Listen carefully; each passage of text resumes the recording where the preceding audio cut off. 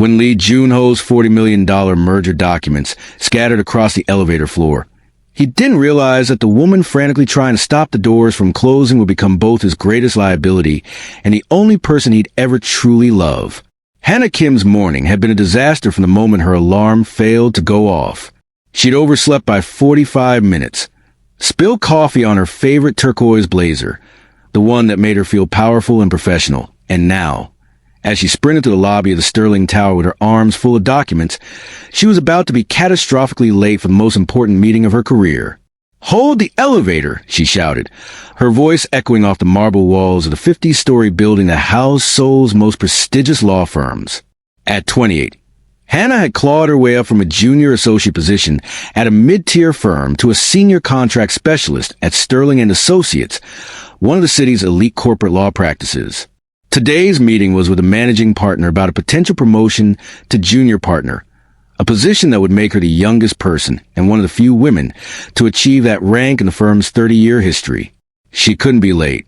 She absolutely could not be late. The elevator doors were closing, but through the narrowing gap, she could see a man inside. He was tall, impeccably dressed in what looked like a bespoke charcoal suit. His dark hairstyle with a kind of casual perfection that suggested either an expensive stylist or genetic luck. His hand moved toward the button panel. "Please," Hannah thought desperately, "don't let him be one of those people who pretends not to see someone running for the elevator." For a moment that stretched like taffy, she thought he would let the doors close. His finger hovered near the closed door button, his expression unreadable. Then, perhaps seeing the genuine panic on her face, he pressed the open button instead. Hannah burst into the elevator, breathless and disheveled, her documents threatening to slip from her grasp. "Thank you so much," she gasped. "You have no idea. I'm so late. In this meeting." She stopped, realizing she was babbling to a complete stranger. She looked up at him properly for the first time. He was younger than she'd initially thought, early 30s, perhaps. Handsome in that sharp, almost severe way that some Korean men carried off effortlessly, with high cheekbones and dark eyes that seemed to assess everything with cool calculation. There was something about his bearing that suggested power, the kind that came not from aggression, but from absolute confidence. "What floor?" he asked, his voice deep and carefully neutral. 42nd, Sterling & Associates. Hannah tried to arrange her documents into some semblance of order, while simultaneously attempting to fix her wind-blown hair. She caught sight of her reflection in the polished elevator wall and winced. So much for making a powerful first impression at her meeting. The man pressed a button for the 42nd floor, then pressed another for the 45th. The elevator began its smooth ascent. Hannah took a deep breath, trying to calm her racing heart. First day wearing her new jacket, and she'd already ruined it with coffee stains. She'd tried to blot it out in the building's bathroom, but the damage was done. At least it was turquoise. Maybe the stain wouldn't show too badly. "Important meeting?" the man asked, breaking the silence. Hannah glanced at him, surprised by the question. He was looking at her documents, or rather, at the way she was clutching them like a lifeline. "Partnership review."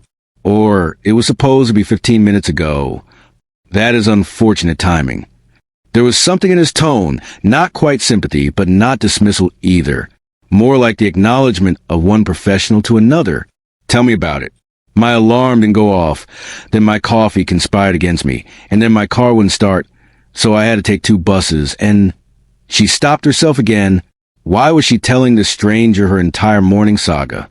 "Sorry, I'm not usually this scattered. Just one of those days, you know?" He nodded, though something in his expression suggested he did not, in fact, have those days. He probably woke up at 5 a.m. every morning, went to the gym, ate a perfectly balanced breakfast, and arrived at work with time to spare. The elevator dinged softly. 10th floor. They were barely a quarter of the way up. Hannah shifted her weight, trying not to look as anxious as she felt. Every second counted at this point. She'd have to go straight to the conference room, hope that managing partner Sterling would forgive her lateness, and somehow salvage what was supposed to be her moment to shine. "First day?" the man asked, nodding toward her jacket. Hannah looked down at the turquoise blazer, with its telltale coffee stain on the lapel. "How did you..." "Oh," The stain.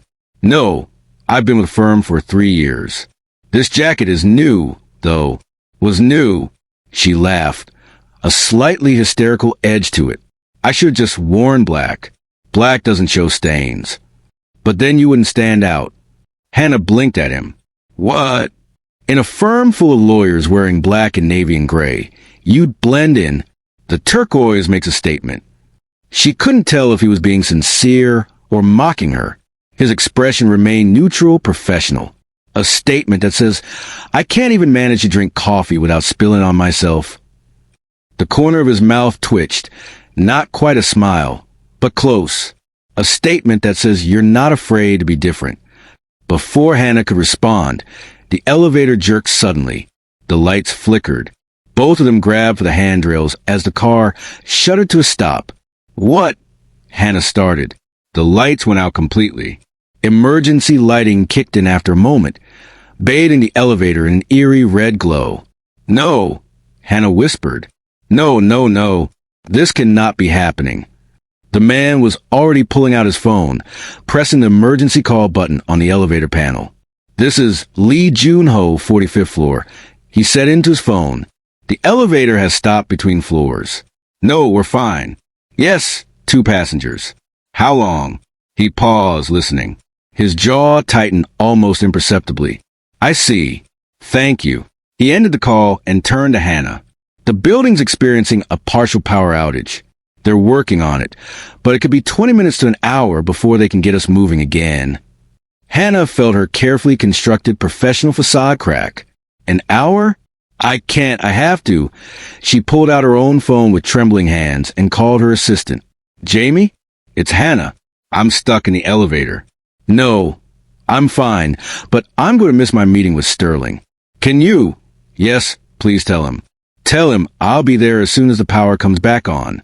Yes, thank you. She ended the call and closed her eyes, fighting back the tears of frustration that threatened to spill over. 3 years of working 18-hour days, of sacrificing weekends and holidays, of being the first one in and the last one to leave, all building up to this one meeting. And she was going to miss it because she was trapped in an elevator. I'm sorry, she said, opening her eyes to find Lee Joon-ho watching her with an unreadable expression. You probably have somewhere important to be too. I did, he said, but there's nothing to be done about it now. They stood in silence for a moment, the emergency lighting casting strange shadows across his features. Hannah noticed that he was still holding his phone, but he'd put it away now, seemingly resigned to the wait. Lee Joon-ho? Hannah said suddenly, the name finally registering. She looked at him with new recognition. You're from Lee Industries, aren't you? One of his eyebrows rose fractionally. You've heard of me. It wasn't a question. Of course people had heard of him. The Lee family was one of Korea's major business dynasties. Not quite Chaebol level, but close. Lee Industries had holdings in everything from manufacturing to tech startups. And Lee Joon-ho was the heir apparent, the brilliant strategist who'd reportedly turn around 3 failing companies before his 30th birthday. I've read about you in the business journals, Hannah admitted. You're working on that merger with Nexus Corporation, aren't you? The deal everyone says will reshape the tech industry in Korea. His expression shifted, just slightly, but enough for Hannah to notice. Interest, perhaps. Or surprise that she knew about his business. I am. Or I was supposed to be finalizing the details this morning. The meeting on the 45th floor. Hannah felt a wave of guilt. I'm so sorry. Because of me. You didn't cause the power outage, Miss Kim. Hannah Kim. Miss Kim. You didn't cause this any more than I did. We're both victims of circumstance. He settled against the elevator wall. His posture relaxed despite the situation. Though I admit, I wasn't expecting my morning to include being trapped in an elevator with a stranger. At least I'm not boring? Hannah offered, attempting levity. I mean, I've already provided entertainment with my dramatic entrance and my coffee-stained jacket. This time, he did smile, a real one, small but genuine.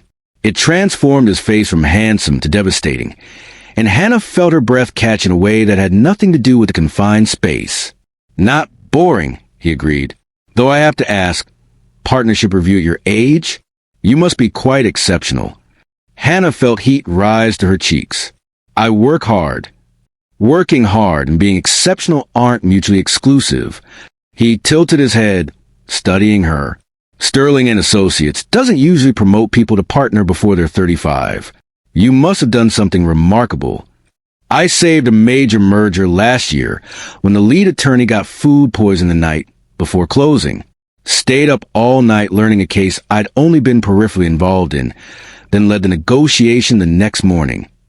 Hannah shrugged, trying to seem modest, even though she was privately proud of that accomplishment. It worked out. I read about that. The Hanwoo Motors acquisition. Joon-ho's eyes sharpened with interest. That was you? You read about it? I read about everything in Korean corporate law. That was masterful work. You negotiated terms that should have taken weeks in a matter of hours, and both parties walked away satisfied. That's... He paused, searching for the right word. Rare. Hannah felt a flush of pleasure at the compliment. It was one thing to be praised by her colleagues, who had to be diplomatic. It was another entirely to be recognized by someone like Lee Joon-ho, who had no reason to flatter her. Thank you, she said sincerely. That means a lot coming from you. Your restructuring of Lee Electronics was legendary. We studied it in one of my corporate strategy courses. They teach about me in law school now. He sounded amused. I'm not sure if that makes me feel accomplished or old. Accomplished, definitely. You're what, 33? 32. And you're 28. Hannah shifted her position, setting her documents down carefully on the elevator floor. They might be stuck here for a while. She might as well get comfortable, though most people guess older. I think it's the stress of the job showing on my face. I don't see stress, Joon-ho said, his voice taking on a different quality, softer, more personal. I see determination. There's a difference. Their eyes met in the dim red light, and something passed between them, a spark of connection, of mutual understanding. They were both driven people, both pushing themselves to excel in demanding fields, both carrying the weight of high expectations. The moment stretched, charged with a tension that Hannah couldn't quite name. Then Joon-ho's phone rang, breaking the spell. He answered it, his expression morphing back into professional neutrality. Yes?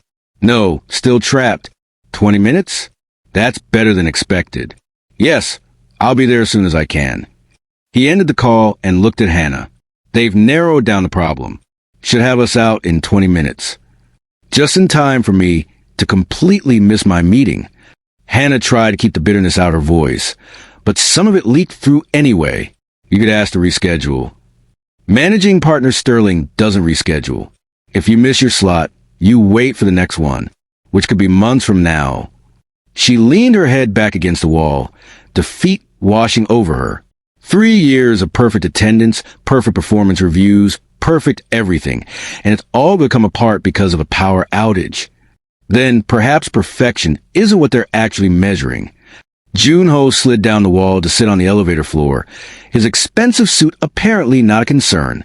After a moment's hesitation, Hannah did the same, sitting across from him with her documents between them. What do you mean? I mean that anyone can be perfect when circumstances are ideal. What separates the truly exceptional from the merely competent is how they handle the unexpected. He gestured at their situation. Like this. You could be having a breakdown right now. Many people would. Instead, you're already problem-solving, thinking about next steps. I called my assistant to explain the situation. That's not exactly revolutionary problem-solving. It's more than most people would think to do when panicking. He leaned forward slightly. Let me tell you something about partnership reviews, Miss Kim. I've sat on enough boards to know how these things actually work. The partners aren't just assessing your past performance. They're imagining you as one of them. They're asking themselves, can this person handle pressure? Can they adapt? Can they maintain composure when everything goes wrong? Hannah absorbed this. So you're saying me being late because of circumstances beyond my control is actually a test? I'm saying it's an opportunity to demonstrate exactly the qualities they want to see in a partner. His dark eyes held hers. Show up late but composed. Acknowledge the situation without making excuses. Then pivot the conversation to what you can offer going forward, not what went wrong today. It was good advice. Excellent advice, actually. Hannah felt some of her panic receding, replaced by the cool calculation she usually brought to negotiations. Turn a liability into an asset. Precisely. Have you ever been trapped in an elevator before? Hannah asked suddenly. He smiled again, that devastating smile. No, this is a first. You? First time for me too. I have to say, if I had to be trapped anywhere, this is probably the best case scenario.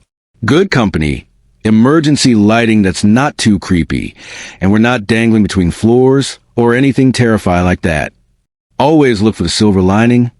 Occupational hazard. When you're negotiating contracts, you have to find a positive angle in every situation, even the bad ones.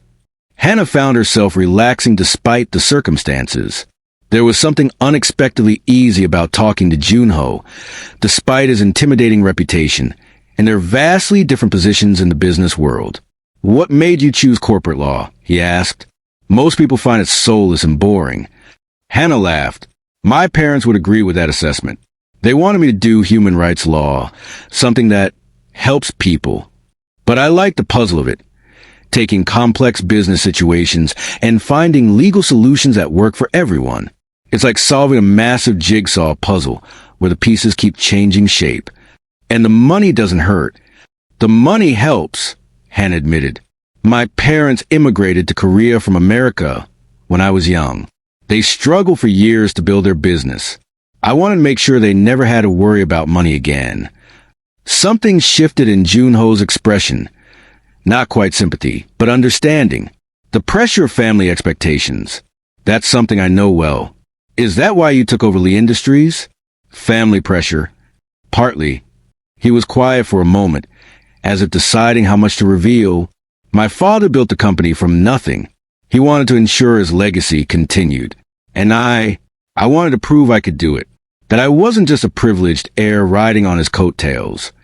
I don't think anyone who knows your work would accuse you of that. You'd be surprised. His voice carried a hint of bitterness.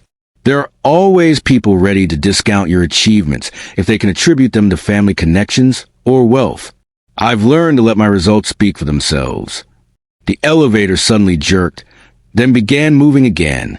The normal lighting flickered back on, replacing the eerie red glow. Both Hannah and Joon-ho stood quickly, grabbing their respective belongings. Looks like they fixed it, Hannah said, smoothing down her jacket self-consciously. 20 minutes of sitting on an elevator floor probably hadn't helped her appearance. Indeed. Joon-ho checked his watch. I'm approximately 40 minutes behind schedule. You? About the same. The elevator dinged. 42nd floor. Hannah stopped. Miss Kim, Joon-ho said as the doors opened, thank you for the conversation. It made an unpleasant situation considerably more bearable. Thank you for the advice. And for holding the elevator in the first place. She stepped toward the door, then paused and looked back at him. In the normal lighting, he looked even more handsome than he had in the dim emergency glow. Polished, powerful, completely out of her league. But he'd been kind to her. He'd given her advice. He'd treated her like an equal, not a stranger who'd inconvenience him. Mr. Lee, she said impulsively, I hope your merger goes well. I'll be reading about it in the business journals. His smile was warm. And I hope your partnership review goes well. I expect I'll be reading about Sterling and Associates' youngest partner soon. The doors closed on his face, and Hannah hurried toward the conference room, her heart beating fast for reasons that had nothing to do with being late. The conference room was empty when Hannah arrived. She stood in the doorway, confused. Jamie, her assistant, appeared at her elbow. They rescheduled, Jamie said, handing her a note. Managing partner Sterling had to take an emergency call with a client. He said to tell you he'll see you next Thursday at the same time. Hannah stared at the note, torn between relief and frustration. All that stress, all that panic, and the meeting had been rescheduled anyway. Also, Jamie said with a knowing smile, there was a man asking about you at the reception desk about 10 minutes ago. Tall, very handsome, expensive suit. He left this. She handed Hannah a business card, embossed high-quality cardstock. It read, Lee Joon-ho, CEO, Lee Industries, followed by a phone number. On the back, in elegant handwriting, for when you want to discuss contract law over coffee, without the spilling. Hannah felt a smile spread across her face, warm and unexpected.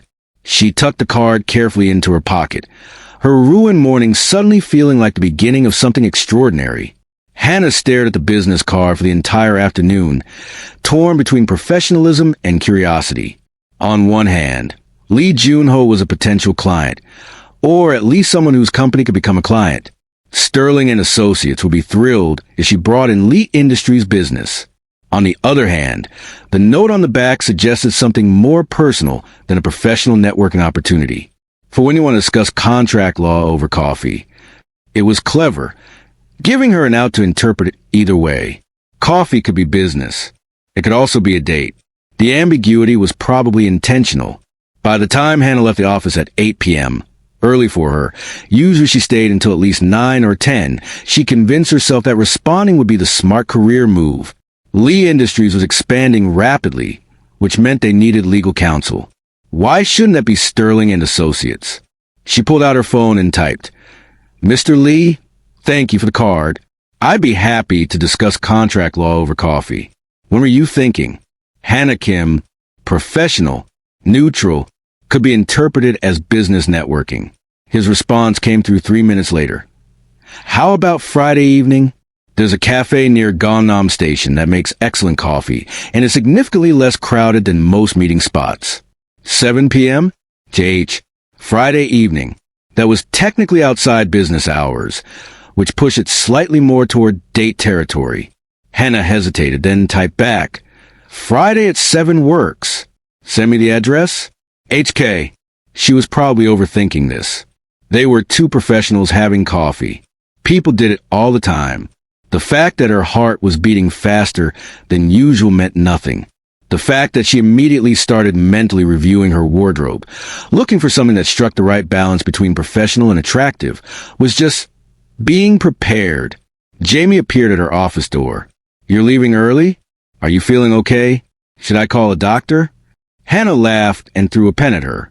I'm leaving at a reasonable hour for once. Don't get used to it. Hot date. Business meeting. Is this business meeting with the very handsome man who left you his card? Hannah felt her cheeks warm. Maybe. Jamie grinned. Finally, I was beginning to think you've forgotten how to have a personal life. This is good. Han, you work too hard. You deserve something fun. It's just coffee. Famous last words. Jamie winked and disappeared back to her desk, leaving Hannah simultaneously amused and nervous. The week passed in a blur of contracts and client meetings. Hannah's rescheduled partnership review was set for following Thursday, which gave her plenty of time to prepare, but also plenty of time to overthink. She took Joon-ho's advice to heart, though. She would walk and compose, acknowledge the elevator situation without dwelling on it, and focus on her value proposition for the firm. But first, she had to get through Friday evening.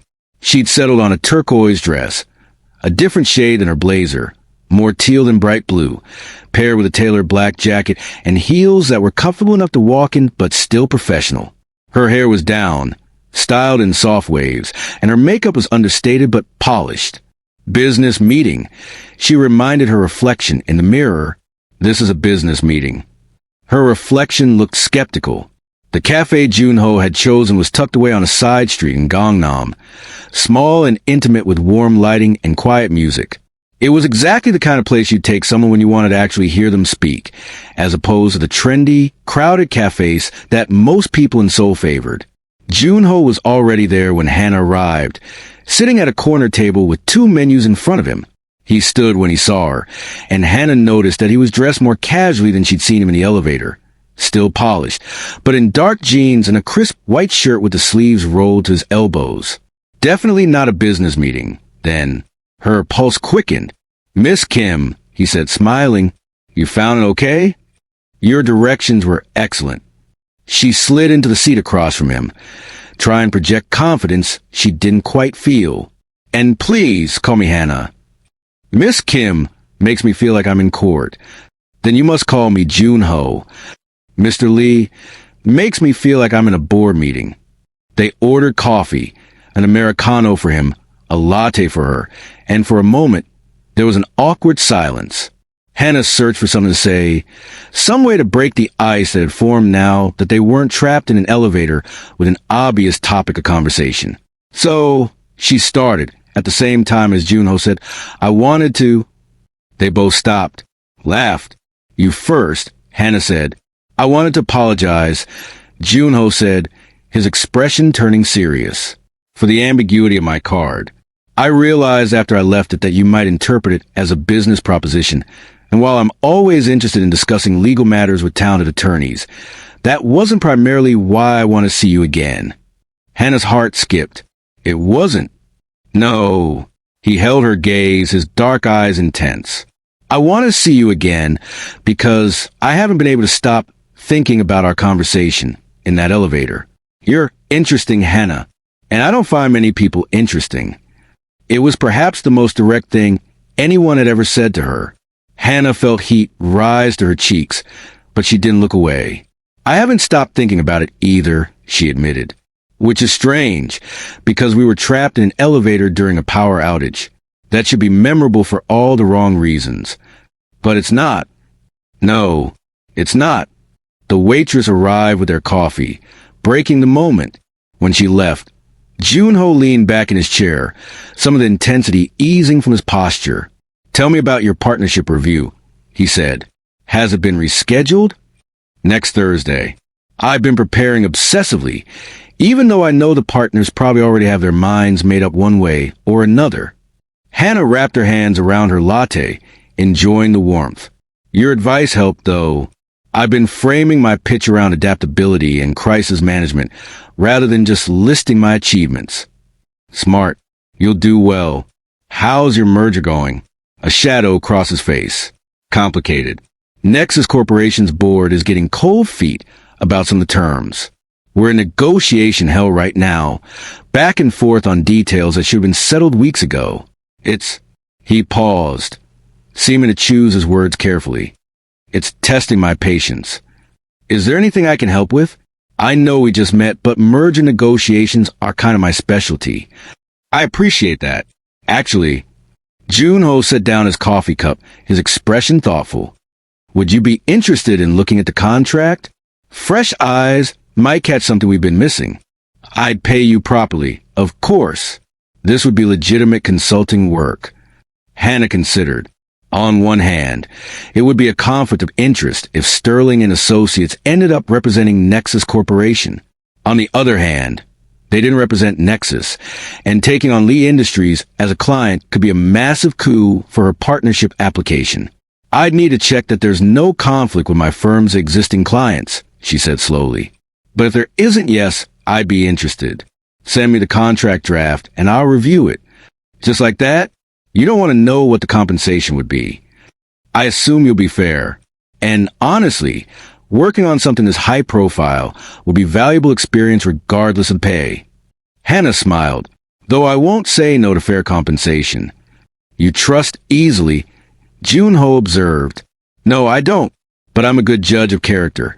And you don't strike me as someone who'd screw over a business associate. Hannah took a sip of her latte. Plus, if you did, I'm a lawyer.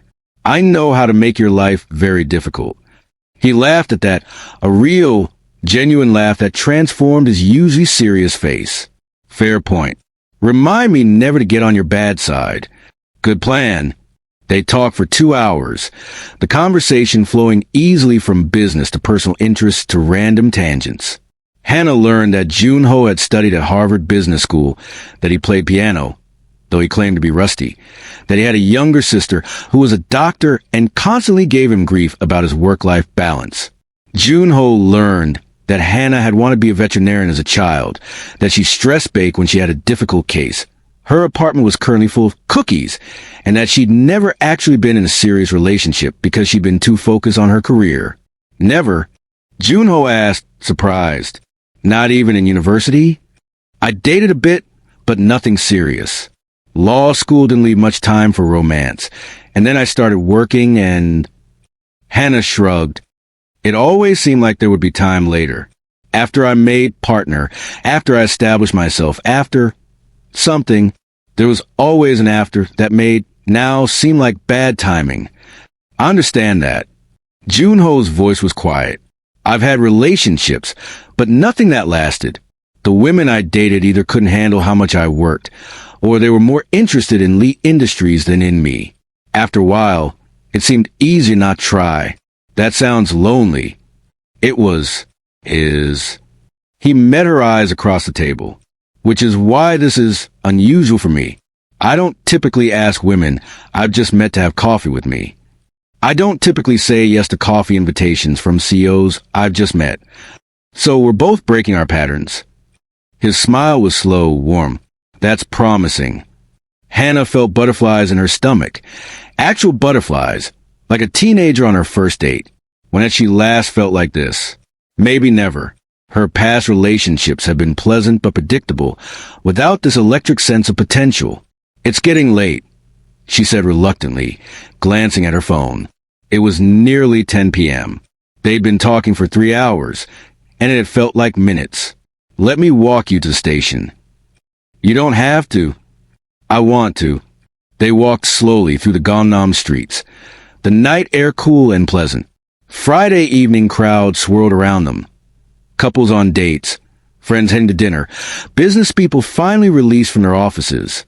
Hannah was hyper-aware of Joon-ho next to her, of the occasional brush of their arms as they navigated the sidewalk. At the station entrance, they stopped. I had a good time tonight, Hannah said. Thank you for the coffee and the conversation. Thank you for saying yes. Joon-ho hesitated, then said, I'm going to send you the contract tonight. Look it over when you have time. No rush. But Hannah, I'd like to see you again. Not for business. For this. He gestured between them. Whatever this is. I like that too. Next weekend? Saturday evening? I promise something more interesting than coffee. Like what? It's a surprise. Dress comfortably. Hannah felt that flutter in her chest again. I don't usually like surprises. Then think of it as expanding your comfort zone. You said you always have reasons to wait for later. Maybe it's time for now. He was using her own words against her, and she couldn't even be annoyed about it, because he was right. Okay, she said. Saturday evening. Comfortable clothes. I'm trusting you not to take me somewhere terrible. I'll try to live up to that trust. They stood there for another moment, neither quite wanting to leave. Then Joon-ho leaned in, and for a heart-stopping second, Hannah thought he was going to kiss her. Instead, he kissed her cheek, a soft, brief press of lips that somehow felt more intimate than a proper kiss would have. Good night, Hannah. Good night, Joon-ho. She walked into the station in a daze, touching her cheek where his lips had been. Behind her, she heard him call out, Check your email when you get home. She turned and waved, and he waved back, smiling that devastating smile. On the train ride home, Hannah couldn't stop smiling herself. Her phone buzzed, an email notification. She opened it to find a contract from Joon-ho, along with a note. Looking forward to your brilliant insights. Also looking forward to Saturday. JH, P.S. Did you make it onto the train without spilling coffee on yourself? I'm keeping track of your success rate. Hannah laughed out loud, earning curious glances from nearby passengers. She typed back, Contract received. Will review by Monday. And yes, no coffee incidents today. I'm considering it a personal victory. HK, P.S. You still haven't told me where we're going on Saturday. His response was immediate. Good. Maintaining your perfect record. And I told you it's a surprise. Don't lawyers like mysteries? Lawyers like having all the facts before making decisions. Then this will be good for you.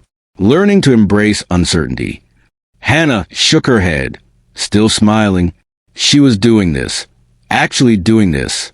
Dating someone intelligent and handsome and successful and apparently interested in her despite her coffee staining.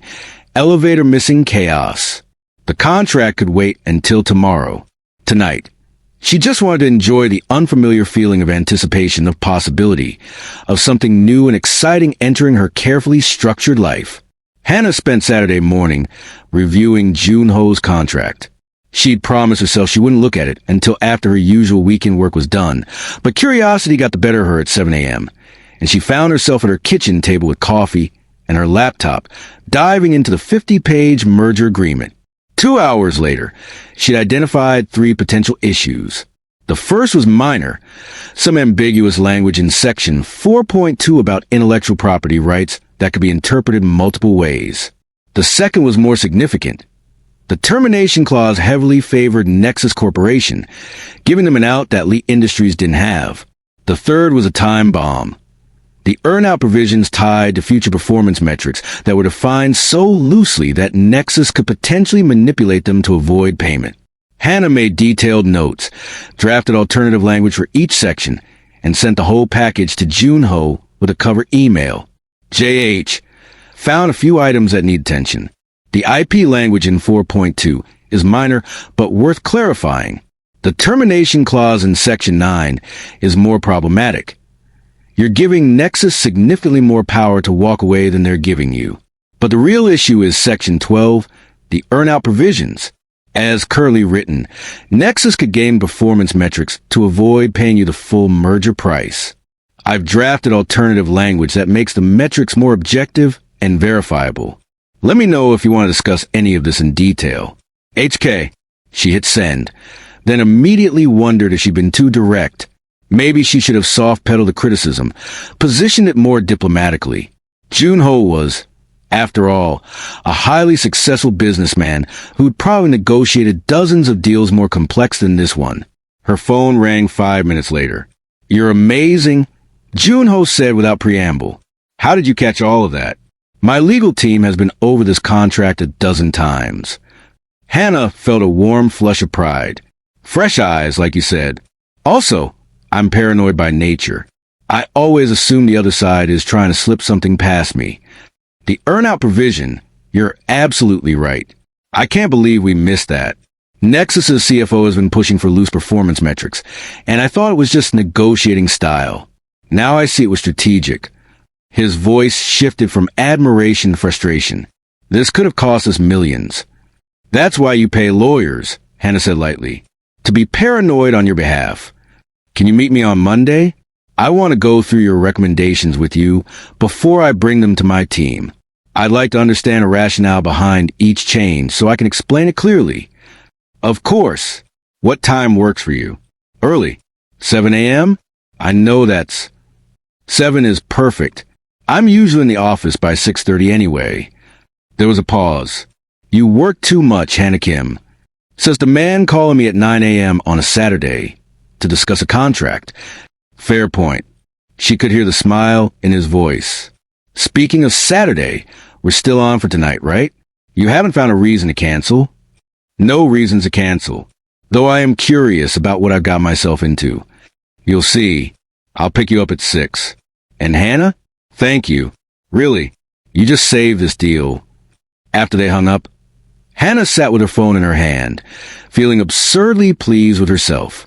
It wasn't just a professional satisfaction of catching critical issues in a contract, though that was gratifying. It was the way Joon-ho had called her immediately, his excitement genuine, his praise unguarded. He didn't seem threatened by her expertise. He seemed delighted by it. That was new and refreshing. At 6 p.m. sharp, Hannah's doorbell rang. She'd spent an embarrassing amount of time getting ready, trying on 4 different comfortable outfits before settling on dark jeans, a soft cream sweater, and sneakers. Her hair was in a ponytail, her makeup minimal. She felt like herself, not the polished lawyer version, but the real Hannah who emerged on weekends when she wasn't trying to impress anyone. She opened the door to find Joon-ho in jeans and a navy Henley, holding a motorcycle helmet. "Please tell me we're not riding a motorcycle," Hannah said. He grinned. "Would that be a problem? I've never been on one." "Then it's time you tried something new." "Don't worry, I'm an excellent driver. And I brought you a helmet." Hannah stared at the helmet he was holding out to her. It was sleek and black, clearly expensive and well-maintained. "You're serious?" "Completely. Though if you're really uncomfortable, I can call a car. I just thought..." He shrugged, suddenly looking less confident. I thought you might enjoy it. There's something about riding through the city. It's freeing. You feel everything more intensely. But if it's too much... No, Hannah said, surprising herself. Let's do it. Embracing uncertainty, right? His smile returned brilliant and genuine. Right. 10 minutes later, Hannah was clinging to Joon-ho's waist as they wove through Seoul's evening traffic. Her heart was pounding, partly from fear, partly from exhilaration, and partly from being pressed against Joon-ho's back, feeling the flex of his muscles as he controlled the bike. He'd been right about the intensity. Everything was more vivid like this. The lights of the city streaking past, the wind against her body, the rumble of the engine beneath them. She felt alive in a way she hadn't in years, maybe ever. They rode out of the city center, heading into the hills that surrounded Seoul. The traffic thinned, the buildings gave way to trees, and the sky opened up above them, painted in shades of orange and pink as the sun set. Finally, Joon-ho pulled into a small parking area at a scenic overlook. They dismounted, and Hannah pulled off her helmet, her heart still racing. That was incredible, she said, slightly breathless. Joon-ho looked pleased. You weren't terrified? Oh, I was definitely terrified, but also exhilarated, both at the same time. She walked to the edge of the overlook, taking in the view. Seoul sprawled below them, the city lights just beginning to twinkle on as dusk settled. This is beautiful. I come here sometimes when I need to think, when the office feels too small and the decisions feel too big. He joined her at the railing. It helps to remember that the city keeps going regardless of whether any individual deal succeeds or fails. Perspective. Hannah understood that. The weight of responsibility that came with important work could be crushing if you let it be. Sometimes you need to zoom out to remember that you are just one person making one decision in a vast, complex world. Thank you for bringing me here, she said. The night's not over yet. Come on. He led her down a small path from the overlook to a clearing where someone had set up a blanket, a cooler, and a portable speaker playing soft jazz. Fairy lights were strung in the trees, creating a warm, intimate glow. Hannah stopped, taking it in. You did this? I had some help. My assistant is a romantic at heart. She was excited to plan this. Joon-ho looked suddenly uncertain. Is it too much? I couldn't tell if it was romantic or if it crossed into trying too hard territory. It's perfect, Hannah said, meaning it completely perfect. They sat on the blanket, and Joon-ho unpacked a cooler. Expensive cheese, fresh bread, fruit chocolate, and a bottle of wine. Simple food, but clearly chosen with care. I wanted tonight to be different from our usual environments, he said as he poured wine into actual glasses. He'd thought of everything. No boardrooms, no offices, no pressure. Just us, learning about each other. And you brought me to your thinking spot, Hannah observed. That's significant. It is, he agreed. I don't bring people here. This place it's mine. Private. I'm honored. They ate and talked as the sky deepened from pink to purple to deep blue, stars beginning to emerge. The conversation flowed easily, as it had at the cafe, but with an added layer of intimacy that came from the setting, the wine, the knowledge that they were sharing something special. Can I ask you something personal? Hannah said eventually. Anything. Why me? You could be with anyone, someone from your world, someone with the right connections and background. Instead, you're here with a workaholic lawyer who spills coffee on herself. Joon-ho was quiet for a moment, considering his answer. Do you remember what you said in the elevator? About why you chose corporate law? Because I like solving puzzles. No, well, yes, that. But you also said you wanted to help your parents. You chose a path that some people see as soulless because you want to take care of the people you love. That kind of loyalty, that kind of heart underneath all the professional polish, that's rare.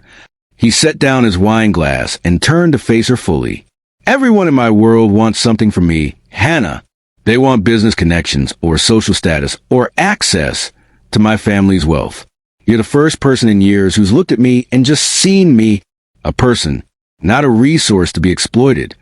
You're a very valuable resource, Hannah teased gently, trying to lighten the mood. I'm serious. When we were trapped in that elevator, You didn't try to network with me or pitch your firm or angle for anything. You were just yourself, stressed and late and beautifully human. And then later, when I asked you to review my contract, you didn't inflate your recommendations to seem more valuable. You gave me honest, straightforward advice. No games. No manipulation. Just competence and integrity. Hannah felt tears prick her eyes. That's literally the nicest thing anyone has ever said to me. It's the truth. He reached out and took her hand, his fingers warm and strong around hers. You're extraordinary, Hannah. And you don't even realize it, which makes you even more extraordinary. I'm going to have to kiss you now, Hannah said, her voice shaky with emotion. Is that okay? That's very okay. She leaned in, and he met her halfway. The kiss was soft at first, tentative, both of them testing this new territory. Then Hannah's free hand came up to cup his face, and Joon-ho's arm wrapped around her waist, and the kiss deepened into something that made her forget about the stars above them and the city below them, and everything except the feeling of his lips on hers. When they finally broke apart, both breathless, Joon-ho rested his forehead against hers. I'm falling for you, he said quietly. I know it's fast. I know we barely know each other, but I can't pretend otherwise. I'm falling for you too, Hannah admitted. And you're right, it's terrifyingly fast. But it also feels, right, like this is exactly where I'm supposed to be. They sat there for a long moment, holding each other, listening to the soft jazz and the distant sounds of the city. Hannah felt something shift inside her, a wall she built around her heart, brick by brick over years of prioritizing work over everything else, beginning to crumble. This was what she'd been missing. This connection, this warmth, this feeling of being truly seen and valued for who she was rather than what she could accomplish. I should probably warn you, Hannah said eventually, that I'm terrible at relationships. I work too much. I'm not good at expressing feelings, and I have a tendency to overthink everything. And I should warn you, Joon-ho countered, that I'm also terrible at relationships. I'm too controlling. I have trust issues, and I come with a complicated family situation that includes a lot of expectations and obligations. So we're both disasters. Apparently, want to be disasters together? He kissed her again, and she felt his smile against her lips. Nothing I'd like more. They stayed at the Overlook until almost midnight, talking and kissing and learning the geography of each other's faces. When Joon-ho finally drove her home, Hannah wrapped her arms around him on the motorcycle and thought about how much her life had changed in just 1 week. 7 days ago, she'd been late for a meeting and panicking in an elevator. Now she was falling in love with a man who brought her to his secret thinking spot and set up fairy lights in the trees. Life was strange and wonderful and completely unpredictable. At her apartment door, Joon-ho kissed her goodnight. Properly this time, with the kind of passion that left them both flushed and wanting more. Monday morning, he said, his voice rough. 7 a.m. We should probably keep that professional. Probably, Hannah agreed, though no promises if you keep kissing me like that. He laughed and kissed her once more, briefly. Go inside before I forget how to be professional entirely. Yes, sir, Hannah said with mock seriousness, then ruined it by giggling. She watched him walk back to his motorcycle, appreciating the view. He caught her looking and grinned, shaking his head as he put on his helmet. As she got ready for bed, Hannah's phone buzzed with a text. Home safe. Still thinking about you. JH. She smiled and typed back. Glad you're safe. Definitely thinking about you too. Monday can't come fast enough. HK. His response made her laugh. Careful what you wish for. I'm going to make you earn that consulting fee by actually explaining all your contract recommendations. Promises, promises. I'll bring charts. HK. Now I'm definitely looking forward to it. Sleep well, Hannah. J. Hannah fell asleep with her phone on the pillow beside her, a smile on her face, and hope in her heart for the first time in longer than she could remember. Monday morning arrived with an urgency that jolted Hannah awake before her alarm. She dreamed about Joon-ho, not surprising, given how much mental space he'd occupied since Saturday night. In her dream, they'd been riding his motorcycle through Seoul, but the city kept shifting and changing, turning into a maze they couldn't escape. She tried not to read too much into it as she got ready for their 7 a.m. meeting. Hannah arrived at Lee Industries headquarters at 6:50 a.m., giving herself time to compose herself before seeing Joon-ho. The building was impressive, all glass and steel, modern architecture that spoke of ambition and success. The lobby was already busy despite the early hour, young professionals in expensive suits hurrying to their offices. She announced herself to reception and was directed to the executive floor. The elevator, not the one where they'd met, but similar, carried her smoothly upward. She found herself touching her lips, remembering Saturday night's kisses, trying to recalibrate her brain to professional mode. Professional. This was a business meeting. She had to remember that. Joon-ho's assistant, a sharp-eyed woman in her 40s named Ms. Park, greeted her warmly. "Miss Kim, Mr. Lee has been looking forward to your arrival. Can I get you coffee?" "Please," Hannah said gratefully. "Americano, no sugar." "Just like Mr. Lee. I'll bring it to his office." Ms. Park led her down a hallway lined with modern art and through double doors into a corner office that took Hannah's breath away. Floor-to-ceiling windows on two sides offered spectacular views of Seoul, the Han River glinting in the morning sun. The office itself was minimalist but luxurious, a massive desk, comfortable seating areas, and shelves lined with books and business awards. Joon-ho stood by the windows, phone to his ear, but he turned when she entered and his entire face lit up.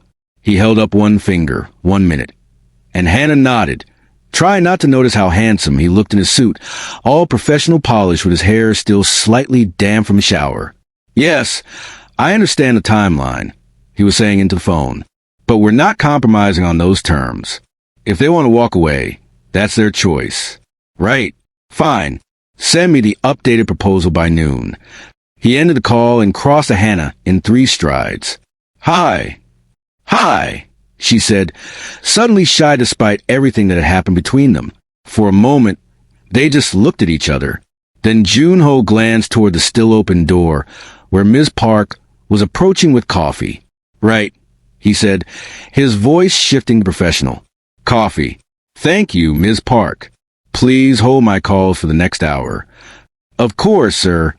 Ms. Park set down a tray with 2 coffee cups and a plate of pastries, gave Hannah a knowing smile, and left, closing the door behind her. The moment the door clicked shut, Joon-ho pulled Hannah into his arms and kissed her thoroughly. "I've been thinking about doing that since Saturday," he murmured against her lips. "We're supposed to be professional," Hannah protested weakly, but she was kissing him back, her fingers curling into his shirt. "We'll be professional in a minute. Just let me—" A knock at the door made them spring apart. Joon-ho straightened his tie. Hannah smoothed her blazer, and they both tried to look like they'd been discussing contracts all along. "Come in," Joon-ho called. Ms. Park opened the door. "I'm so sorry to interrupt, but there's an emergency. Nexus Corporation's legal team is downstairs. They say they need to speak with you immediately about the merger." Joon-ho's expression darkened. "They're here? Now? We don't have a meeting scheduled. They said it's urgent. Something about the terms being unacceptable and needing to renegotiate immediately, or they're walking away from the deal." Hannah and Joon-ho exchanged glances. This wasn't normal negotiating behavior. This was aggressive power play territory. "It's about the contract changes," Hannah said quietly. "They must have heard you were planning to propose new terms." "But how?" Joon-ho's jaw tightened. "The only people who knew were me, you, and my legal team. Unless—" His expression turned thunderous. "Unless someone on my team is feeding them information." "Mr. Lee?" Ms. Park said urgently. "They're waiting in conference room A. They have 3 lawyers with them, and they're saying they need an answer within the hour or the deal is off." "This is a bluff," Hannah said. "They're trying to strong-arm you into accepting the original terms by creating artificial urgency. Classic negotiation tactic." Joon-ho looked at her. "Can you stay? I know this wasn't what you signed up for, but—" "Of course I'll stay." He turned to Ms. Park. "Tell them I'll be there in 5 minutes. And get my legal team assembled immediately. Everyone. I want to know who's been talking to Nexus." When Ms. Park left, Joon-ho paced the windows, running his hand through his hair, the first sign of stress Hannah had seen from him. This is a nightmare. If word gets out that we have a leak, it could damage Lee Industries' reputation. No one will want to work with us if they think we can't keep confidential information secure. Then we need to handle this carefully, Hannah said, her mind already working through strategies. First, don't give them the satisfaction of seeing you rattled. Go in there calm, professional, unshakable. Second, call their bluff. If they want to walk away, let them. Make it clear that Lee Industries doesn't respond to strong-arm tactics. Walking away means losing months of work. Accepting bad terms means losing millions of dollars over years. What's worse? Hannah walked over to him, placing her hand on his arm. Joon-ho, you're in the stronger position here. You know it, I know it, and deep down they know it. This aggressive move means they're scared. They know you found the problems with the contract, and they're trying to lock you in before you can fix them. He covered her hand with his. You're right. I know you're right. I hate being played. Then don't be. Play them instead. A slow smile spread across his face. I really like you, Hannah Kim. I really like you too. Now go show them why you're the CEO of Lee Industries. Hannah waited in Joon-ho's office, watching the clock and trying not to imagine what was happening in the conference room. She'd offered to join him, but he'd said her presence would reveal they'd been working together, which might complicate things legally since she wasn't formally retained as Lee Industries counsel. So she waited and worried and reviewed her contract notes for the 100th time, looking for any angle she might have missed. 45 minutes later, Joon-ho returned. He looked grim but composed. They walked away, he said without preamble. I called their bluff, and they actually walked away from the deal. Hannah's stomach dropped. Oh no. Joon-ho, I'm so sorry, I thought. No, it's good. He held up his hand, and now she could see he was fighting a smile. It's good because about 5 minutes after they stormed out, I got a call from Nexus's CEO. Apparently, their board didn't authorize this meeting. Their legal team went rogue, tried to force a quick close before the CEO found out about the contract problems. You're kidding. I'm not. The CEO is furious with his own lawyers. He's offering to restart negotiations with new terms that address every issue you identified. He's also offering a personal apology and a good faith payment to compensate us for the disruption. Hannah sat down heavily in the nearest chair. So you won. We won. You won, really. Your contract review gave me the ammunition I needed to stand firm. If I'd gone in there uncertain about my position, I might have caved to their pressure. He sat beside her, taking her hand. Thank you. I didn't do anything except my job. You did more than that.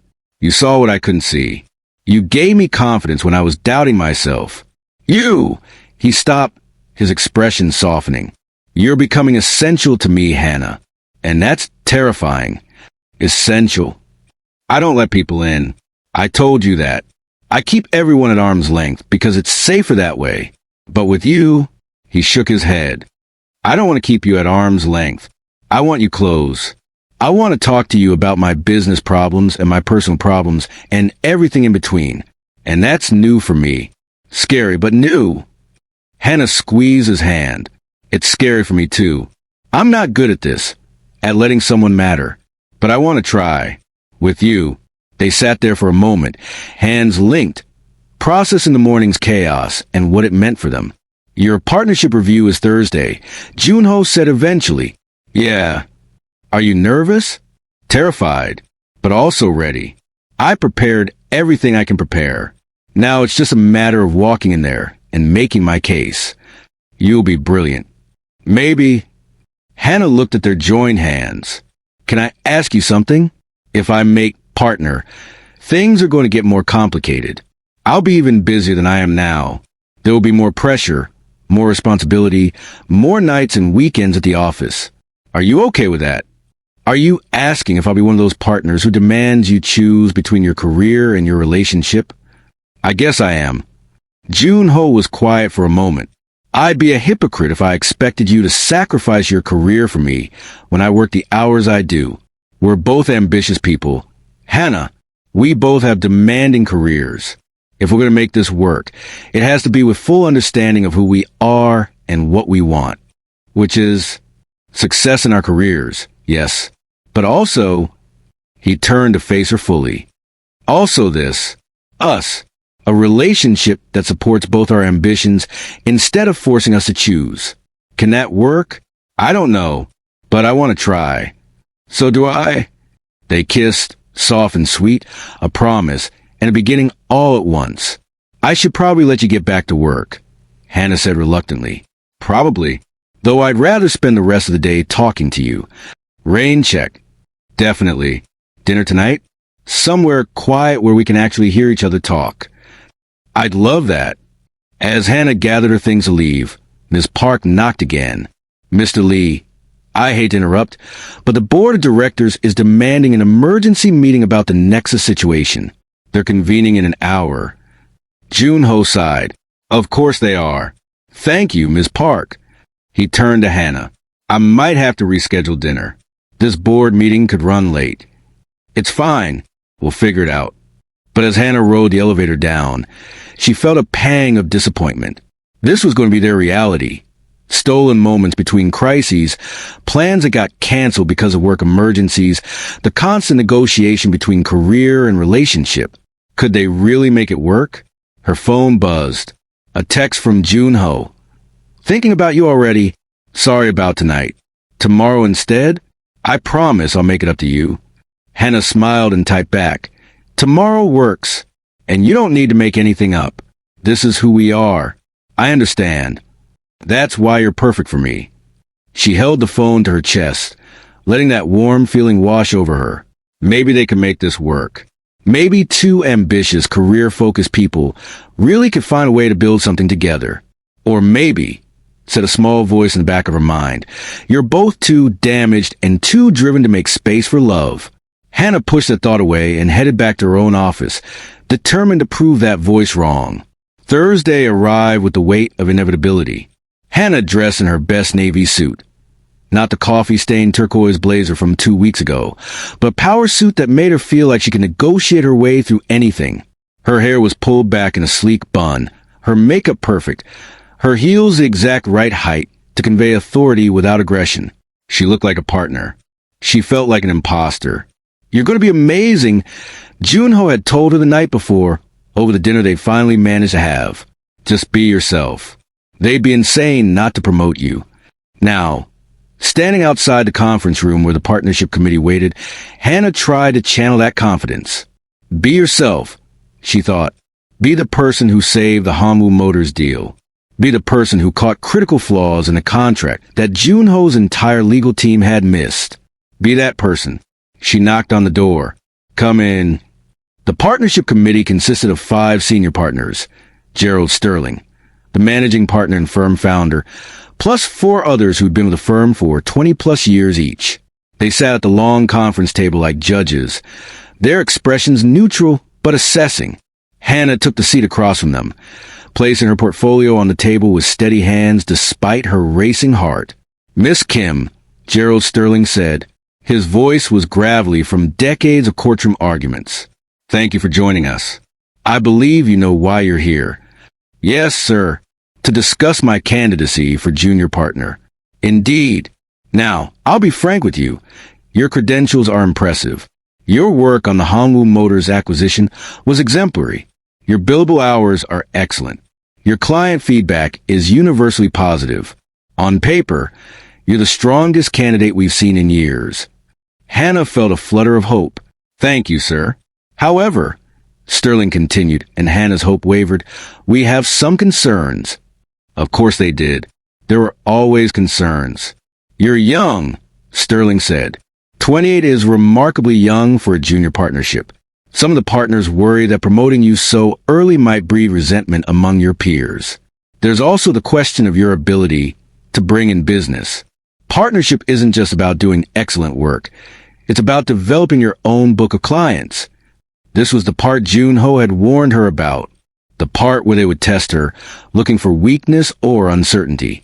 Hannah sat up straighter. I understand those concerns, sir, and I'd like to address them directly.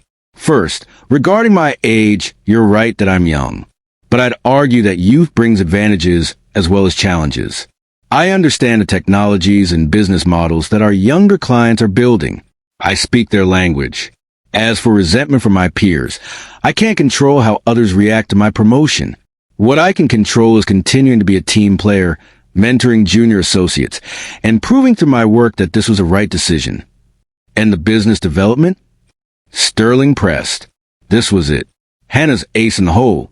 Actually, sir, I've already begun developing my own client relationships. I'm currently doing consulting work for Lee Industries on their Nexus Corporation merger. The CEO has expressed interest in moving more of their legal work to our firm. The room went very quiet. Lee Industries was exactly the kind of high-profile client that Sterling and Associates coveted. Wealthy, growing, with complex legal needs. Lee Industries, Sterling repeated. That's quite a coup. How did you make that connection? I met Lee Joon-ho 2 weeks ago and impressed him with my work. He asked me to review a contract. I identified several critical issues, and we've been working together since. All true, as far as it went. She just left out the parts about the elevator and the motorcycle rides and the kissing. Can you bring him in? As a client? I believe so, yes. He's expressed strong interest in working with me ongoing. The partners exchanged glances. Hannah could see the calculation in their eyes. The prestige of landing Lee Industries versus the risk of promoting someone so young. Give us a moment, Miss Kim, Sterling said. Wait outside, please. Hannah stood, gathered her portfolio, and walked out of the conference room on legs that felt like water. In the hallway, she leaned against the wall and took deep, steadying breaths. She'd done it. She'd made her case. Now it was just a matter of waiting to see if it was enough. Her phone buzzed. Joon-ho, how did it go? Hannah typed back with shaking hands. They're deliberating now. I told them about Lee Industries. Hope that was okay. More than okay. I actually want Sterling to be our primary counsel. You just gave him incredible incentive to promote you, or incredible incentive to assign a senior partner to work with you instead of me. Not happening. I work with you, or I don't work with Sterling. Simple as that. Hannah felt warmth spread through her chest. You don't have to do that. I know. I want to. You're brilliant, Hannah. They'd be idiots not to see it. And if they don't promote you, we'll find you a firm that will. Before Hannah could respond, the conference room door opened. Miss Kim, we're ready for you. Hannah slipped her phone into her pocket and walked back into the conference room. The partners' expressions were unreadable. Miss Kim, Sterling said, after careful deliberation, the partnership committee has reached a decision. Hannah held her breath. Welcome to the partnership. You'll start as junior partner effective next Monday. Congratulations. For a moment, Hannah couldn't process the words. Then joy hit her like a wave. Thank you, she managed. Thank you so much. I won't let you down. We're counting on that, Sterling said, but he was smiling. We're also counting on you to bring Lee Industries into the fold. Can you make that happen? I'll make it happen.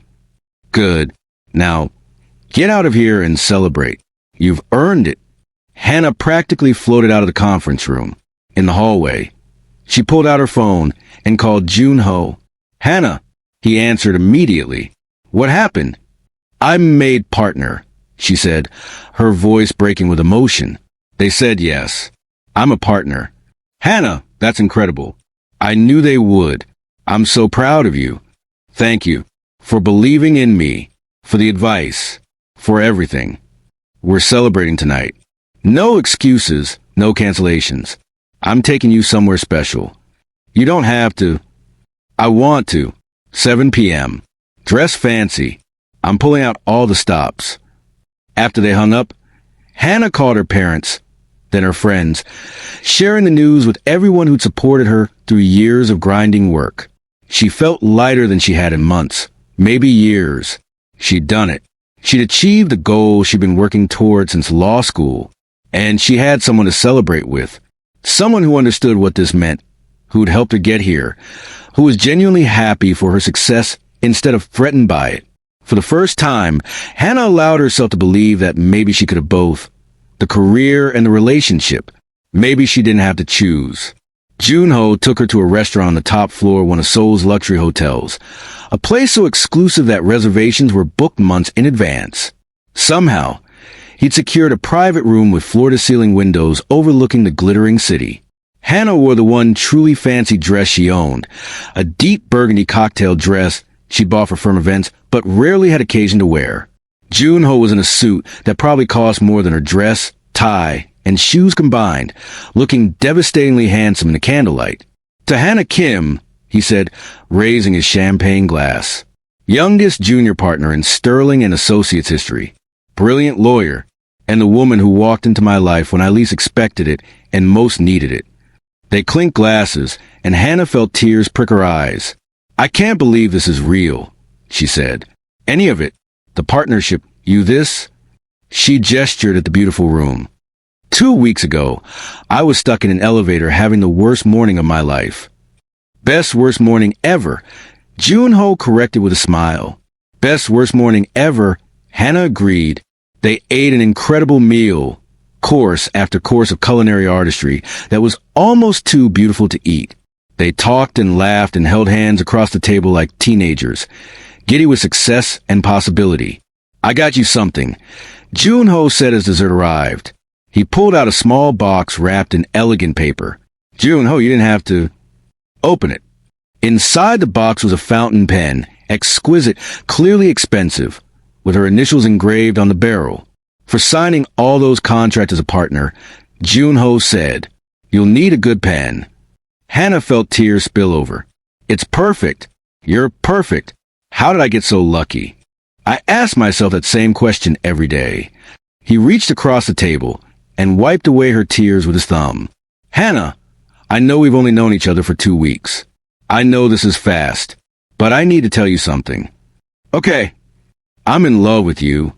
Hannah's heart stopped. Those words she'd never said to anyone, words that terrified her with their weight and permanence, hung in the air between them. "You don't have to say it back." Joon-ho continued quickly. "I just needed you to know. Whatever happens, however this unfolds, I want you to know that you matter to me, more than I've ever let anyone matter." "I love you too," Hannah whispered. "I'm terrified to say it, but I do. I love you." He stood and came around the table, pulling her to her feet and into his arms. They kissed, and Hannah felt like she was falling and flying at the same time, spinning in a direction she couldn't name but didn't want to stop. "Come home with me," Joon-ho said against her lips. Only if you want. I just don't want this night to end." "Yes," Hannah said without hesitation. "Take me home." The next 3 weeks passed in a blur of happiness that felt almost surreal. Hannah threw herself into her new role as junior partner while simultaneously becoming part of Joon-ho's world. They had dinner together at least 4 nights a week, alternating between trying new restaurants and cooking at each other's apartments. She met his sister, Dr. Lee Min-ji, who approved of her with the kind of scrutiny only a protective younger sibling could manage. He met her parents, who were charmed by his respectful manners and genuine interest in their small import business. The Nexus merger moved forward with the corrected terms, and true to his word, Joon-ho officially retained Sterling & Associates as Lee Industries' primary legal counsel, with Hannah as a lead attorney on all his accounts.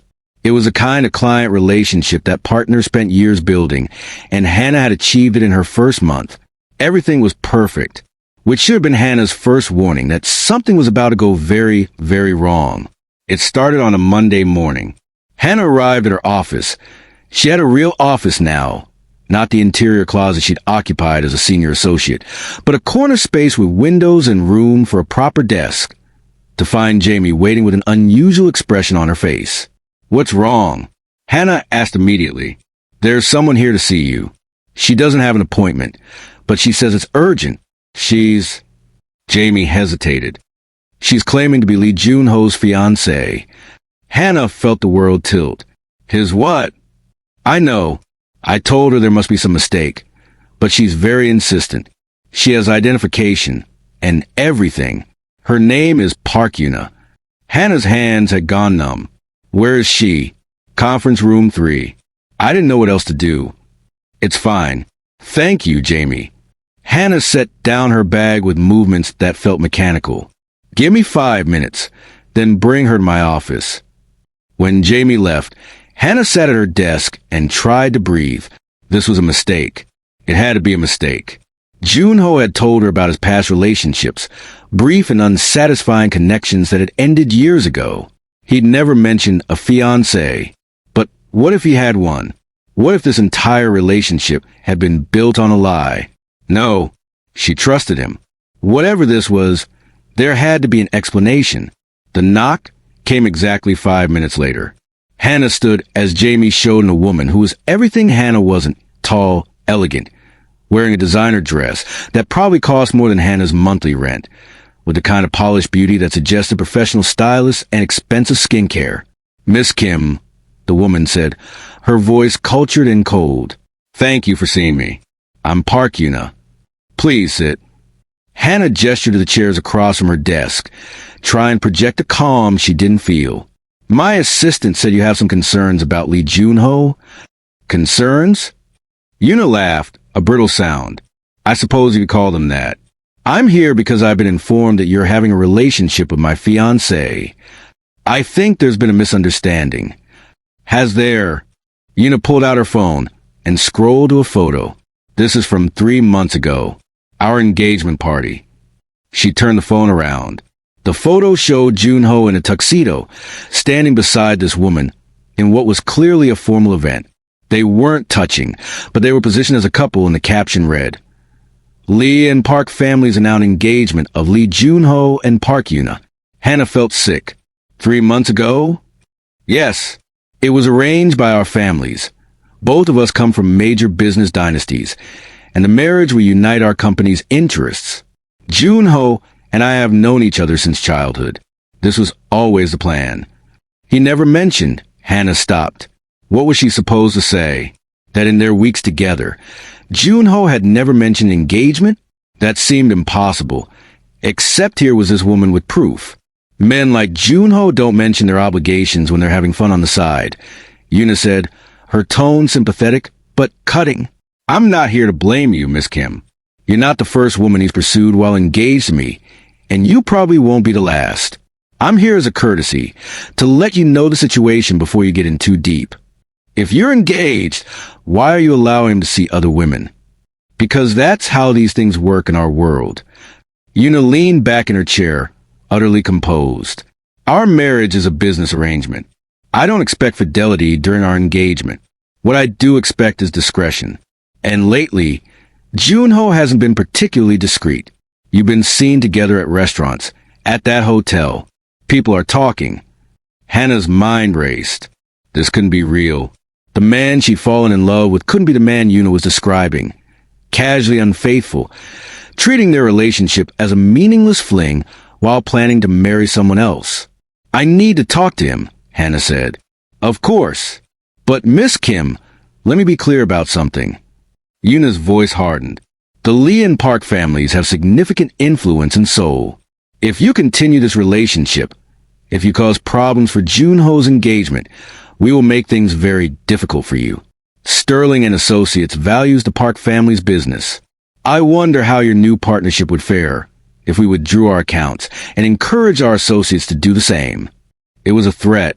Elegant, well-delivered, but unmistakably a threat. "Are you threatening me?" Hannah asked, her voice steady despite her shaking hands. "I'm informing you of consequences. What you do with that information is your choice." Yuna stood. "I genuinely hope you make the right decision. You seem like a smart woman. Surely you understand that what you have with Joon-ho is temporary. What he and I have is permanent. Family, business, obligation. Those things matter more than a few weeks of passion." After Yuna left, Hannah sat frozen at her desk. Her phone was in her hand before she consciously decided to call Joon-ho. He answered on the second ring. "Hannah, hi. I was just thinking about you. Dinner tonight? I found this amazing. Are you engaged?" The words came out flat, emotionless. Silence on the other end. "Then what? Are you engaged to Park Yuna?" "Hannah, where is this coming from? Answer the question. Are you engaged?" "It's complicated. It's a yes or no question. Joon-ho." Another silence, longer this time. When he spoke, his voice was strained. "Technically, yes, But it's not what you think.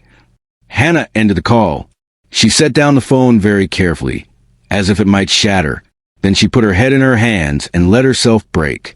Joon-ho was at her office within 20 minutes.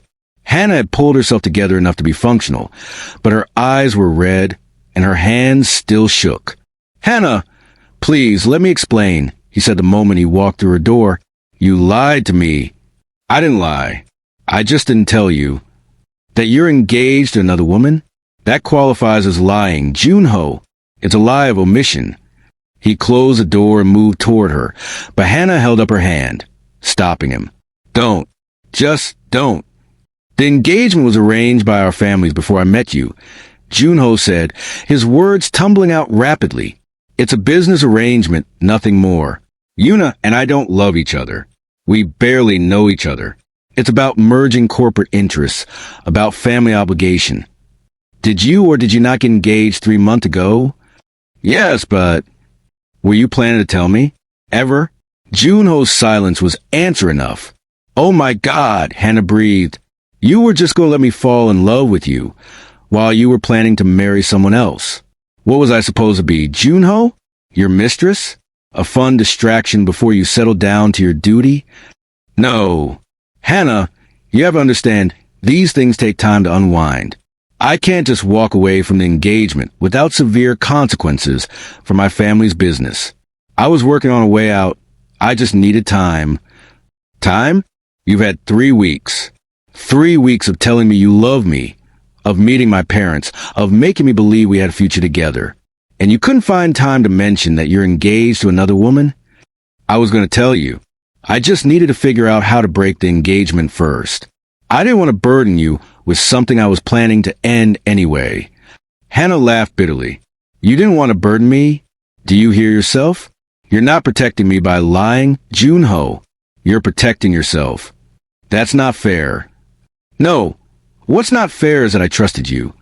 Hannah's voice rose, weeks of emotion finally breaking free. "I let you in. I changed my entire life's trajectory because I thought we had something real. And the whole time, you were lying to me about something fundamental, about being engaged to another woman. I love you, Hannah. That's real. Everything between us is real. How can you say that? How can anything between us be real when it's built on a lie?" She picked up her phone. "Yuna came here today. She threatened my career, my partnership, everything I've worked for if I don't end this." Joon-ho's face went pale. "She did what?" "Don't act surprised. You know what world you come from. You know the kind of power your family and hers wield. And you let me walk into this completely unprepared. I'll talk to her. I'll fix this." "You can't fix this." Hannah's voice broke. "Don't you see? Even if you break off the engagement, even if you somehow manage to do it without destroying your company and your family relationships, I'll always know that you lied to me. I'll always wonder what else you're not telling me. I can't build a relationship on that foundation. So what are you saying?" Hannah felt tears streaming down her face, but her voice was steady. "I'm saying we're done. I can't do this, Joon-ho.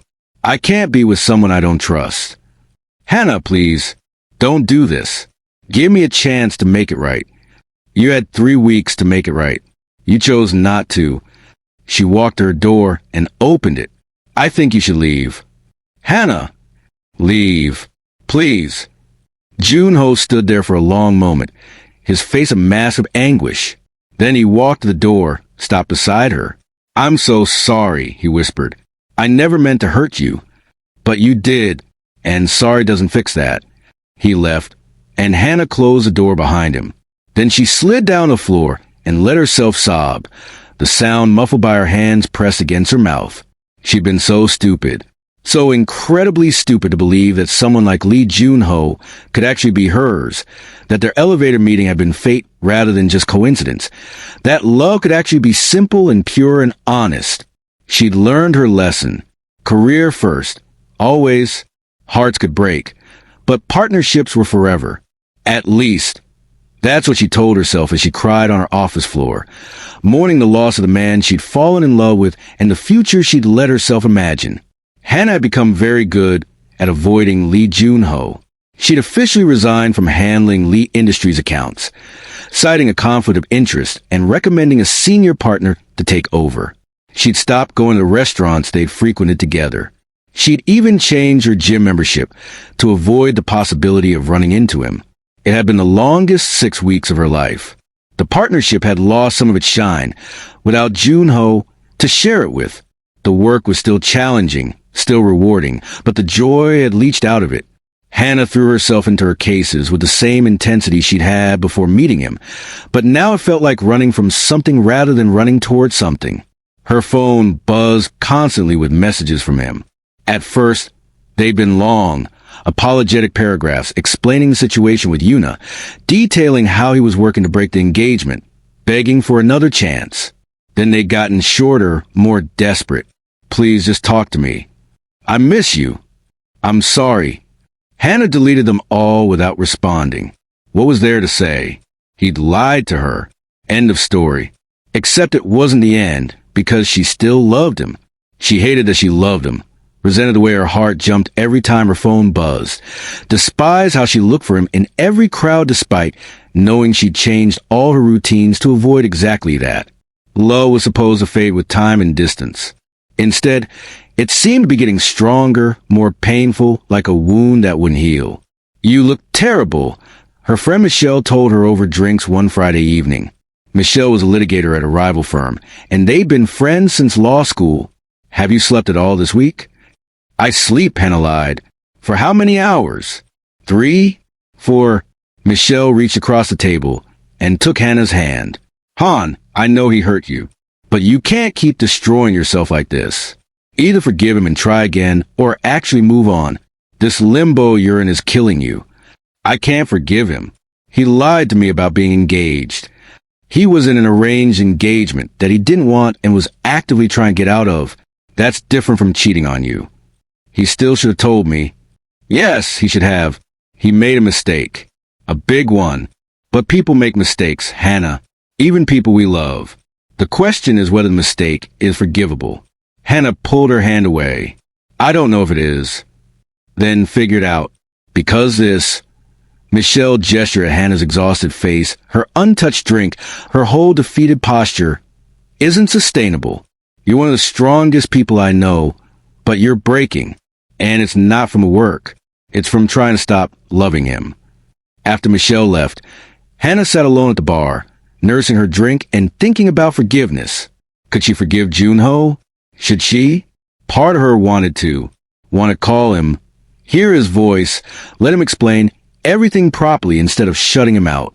But another part, the part that had been hurt and betrayed, insisted that letting him back in would just mean getting hurt again.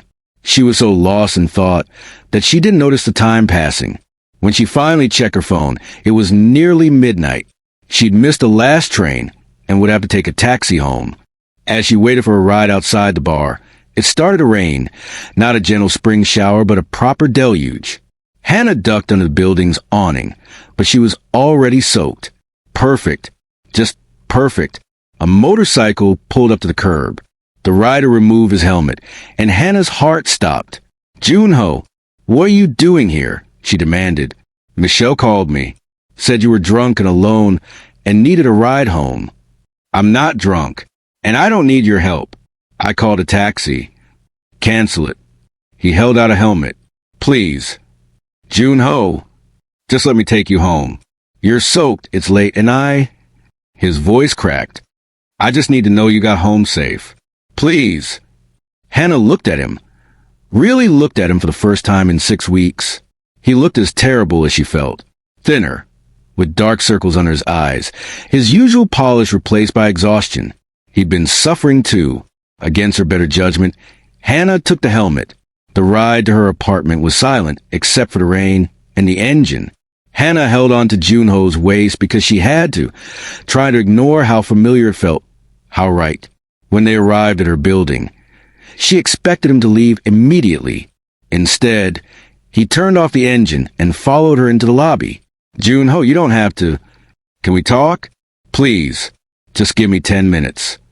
Hannah should have said no. Should have gone upstairs alone and let this end here. But she was tired of being strong, tired of pretending she didn't miss him, tired of the ache in her chest that never went away. 10 minutes, she said. They stood in the lobby, dripping wet, while Joon-ho tried to find the words he'd been holding for 6 weeks. I broke off the engagement, he said finally, 3 days after you ended things. I told my family and Yuna's family that I couldn't go through with it. It caused problems.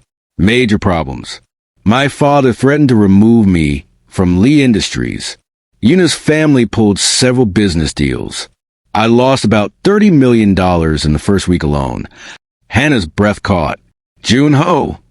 But I didn't care, because none of it mattered without you. The money, the business, the family approval. None of it meant anything if I couldn't be with you. I chose you, Hannah. I should have chosen you from the beginning, but I was a coward. I thought I could have both. The engagement to please my family and you in secret. I was wrong and I'm sorry. Why didn't you tell me this 6 weeks ago? I tried. You wouldn't answer my calls or texts, and I figured you needed time. That maybe after some space, you'd be willing to hear me out. He took a step closer. I'm not asking you to forgive me right away. I know I hurt you. I know I broke your trust. But I'm asking for a chance to earn it back, however long that takes. Hannah felt tears mixing with the rain on her face. You lied to me. I know. You let me fall in love with you while you were engaged to someone else. I know, and I regret that for the rest of my life. He pulled something from his pocket, a small velvet box. But here's something I want you to know. I bought this 2 weeks after we met, before everything fell apart. I was going to break off the engagement, and then I was going to ask you to marry me instead, because I knew, even then, that you were it for me. He opened the box. Inside was a ring, elegant, understated, with a single diamond that caught the lobby lights. I'm not proposing, Joon-ho said quickly, seeing Hannah's shocked expression. Not now.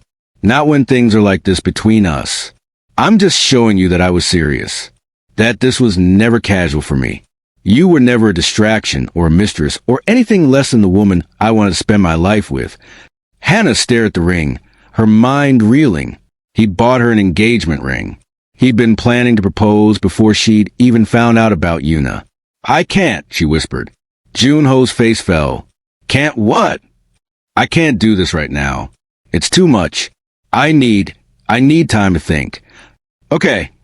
He closed the ring box and put it back in his pocket. Take all the time you need. I'll wait. I'll wait however long it takes, Hannah, because you're worth waiting for. He turned to leave, and Hannah felt panic rise in her chest. If he left now, she might never find the courage to do what she was about to do. Joon-ho, wait. He turned back, hope and fear warring in his expression. Hannah closed the distance between them in 3 steps. Ask me? What? Ask me, right now. Ask me what you wanted to ask me before everything fell apart. Hannah, I just said I'm not proposing. I know what you said, but I'm tired of waiting for the perfect moment. I'm tired of being practical and careful and afraid. You broke off your engagement and lost $30 million for me. That's insane. That's the most romantic and terrifying thing anyone has ever done. So ask me. Joon-ho stared at her, then slowly pulled out the ring box again. His hands were shaking as he opened it. Hannah Kim, I know I don't deserve a second chance. I know I hurt you and broke your trust and did everything wrong. But I love you. I've loved you since that elevator, since you ran through the lobby with coffee on your jacket and determination in your eyes. You make me want to be better, to be worthy of you. So I'm asking, will you marry me? Will you take this broken, flawed man and let him spend the rest of his life proving that you made the right choice? Hannah felt tears streaming down her face. This was crazy. They'd only known each other for 2.5 months. They'd been broken up for 6 weeks. They had so many things to work through, so much trust to rebuild. And yet, yes, she said, yes, I'll marry you. Joon-ho's face transformed, shifting from anguish to disbelief to pure joy in the space of a heartbeat. He slid the ring onto her finger with shaking hands, then pulled her into his arms and kissed her like a man who'd been drowning and had finally found air. They stood there in her apartment lobby, soaking wet and crying and laughing, while the night security guard discreetly pretended not to notice. I love you, Joon-ho said against her hair. God, I've missed you. I've missed you so much. I love you too, and I've been miserable without you. Hannah pulled back to look at him. But we need to talk. About everything. About trust and communication, and how we make this work. We'll talk about whatever you want. We'll go to counseling if you want. We'll take it slow. We just got engaged after being broken up for 6 weeks. I think we're past slow. Fair point. He kissed her again, softer this time. Can I stay? Not for... I just don't want to leave you again. Yes, stay. They went upstairs to Hannah's apartment, shed their wet clothes, and fell into bed together. Not to make love, but simply to hold each other, to reassure themselves that this was real, that they'd found their way back. I'm sorry, Joon-ho whispered into darkness. For all of it. For not telling you about Yuna. For making you feel like you were second choice. You were never second choice, Hannah.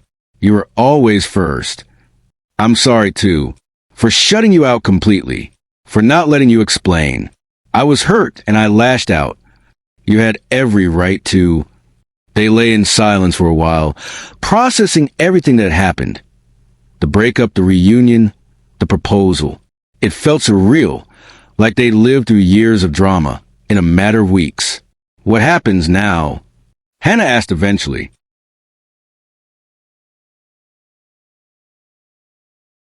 Now we figure out how to be together, really together, with no secrets and no lies. Joon-ho propped himself up on one elbow, looking down at her in the dim light from the street. I want to do this right, Hannah. I want to rebuild your trust. Show you every day that choosing me was the right decision. It won't be easy. Your family will learn to accept it. And if they don't, that's their problem. I'm done living my life according to other people's expectations. I want to live it with you, even if it costs you $30 million, even if it costs me everything. Hannah reached up and touched his face, tracing the line of his jaw. We're really doing this. Getting married. Having second thoughts? No, just making sure it's real. It's real. He caught her hand and kissed her palm. You're wearing my ring in your bed in my arms. As real as it gets. 1 year later, the elevator in Sterling Tower had become something of a legend. After word got out about how Hannah and Joon-ho had met, and subsequently fallen in love, broken up, and got engaged in various elevators throughout Seoul, employees started calling it the romance elevator and making wishes whenever they rode it. Hannah rolled her eyes every time someone mentioned it, but secretly, she loved the story.